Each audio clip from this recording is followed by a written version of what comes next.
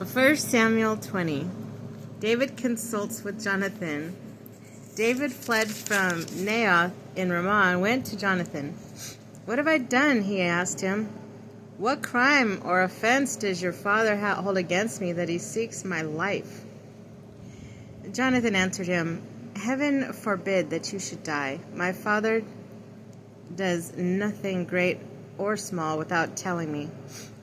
Why then should my father conceal this from me? It can't be true." But David replied, "Your father is well aware that I am favored with your friendship and has decided Jonathan must not know about this or he will be grieved. Nevertheless, as the Lord lives and as you live, there is only a step between me and death." Jonathan then said to David, "I will do whatever you say." David answered, "Tomorrow is the new moon, and I should in fact dine with the king. Let me go and hide in open country until evening. If it turns out that your father misses me, say, 'David urged me to let him go on short notice to the city, Bethlehem, because his whole clan is holding seasonal sacrifice there.' If he says, 'Very well, your servant is safe,' but if he becomes quite angry, you can be sure he has planned some harm. Do this kindness for your servant, because the Lord's covenant into which you brought us. If I am guilty, kill me yourself. Why should you give me up to your father?" But Jonathan answered, "Not I. If I ever find out that my father is determined to harm you, I will certainly let you know." David then asked Jonathan, Who will tell me if your father gives you a harsh answer?"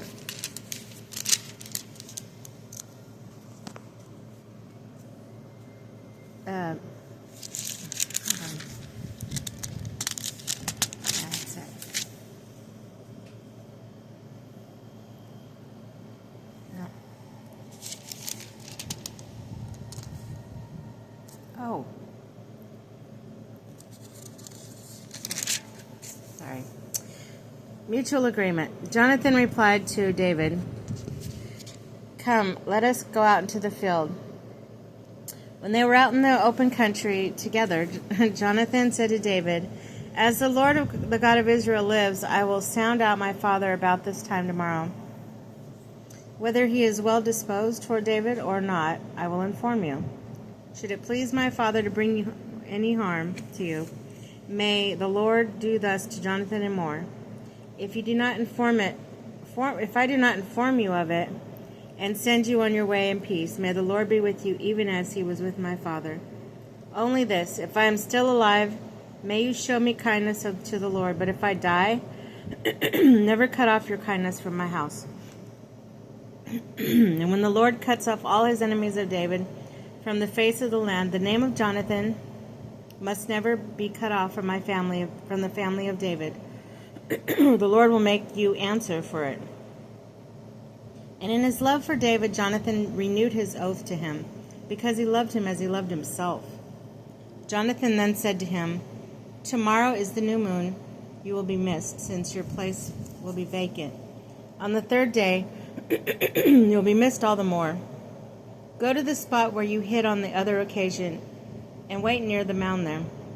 On the third day of the month, I will shoot arrows into the side of it, as though aiming at a target. I will then send my attendant to recover the arrows. In fact, I say to him, 'Look, the arrow is at the side of you. Pick it up. Come, for you are safe. As the Lord lives, there will be nothing to fear. But if I say to the boy, "Look, the arrow is beyond you," go, for the Lord sends you away. However, in the matter in which you and I have discussed, the Lord shall be between you and me forever." So David hid in the open country. David's absence. On the day of the new moon, when the king sat down at the feast to dine, he took his usual place against the wall. Jonathan sat facing him, while Abner sat at the king's side. David's place was vacant. Saul, however, said nothing that day, for he thought he must have become unclean by accident. On the next day, the second day of the month, David's place was still vacant. So Saul asked his son Jonathan, "Why has the son of Jesse not come to the table yesterday or today?" Jonathan explained to Saul, "David pleaded with me to let him go to Bethlehem. Please let me go," he begged, "for we are having a clan sacrifice in our city, and my brother insists on my presence. Now then, if you think well of me, give me leave to visit my brothers. Why is it that he has not come to the king's table? But Saul grew angry. Or no, that is why he has not come to the king's table. But Saul grew angry. But Jonathan said to him, Son of a rebellious woman, do I not know that?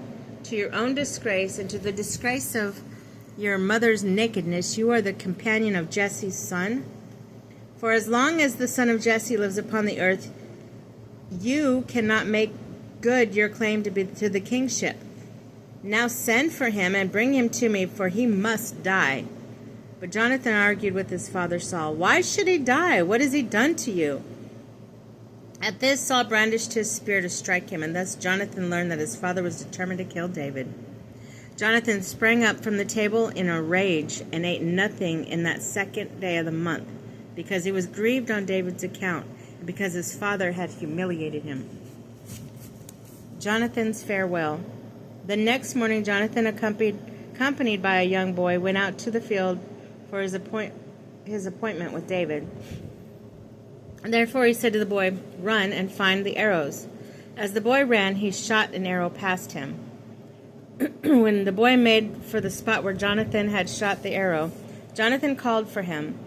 The arrow is farther on. Again he called the boy, Hurry, be quick, don't delay. Jonathan's boy picked up the arrow and brought it to his master. The boy suspected nothing. Only Jonathan and David knew what it meant. Then Jonathan gave his weapons to the boy and said to him, Go, take him to the city.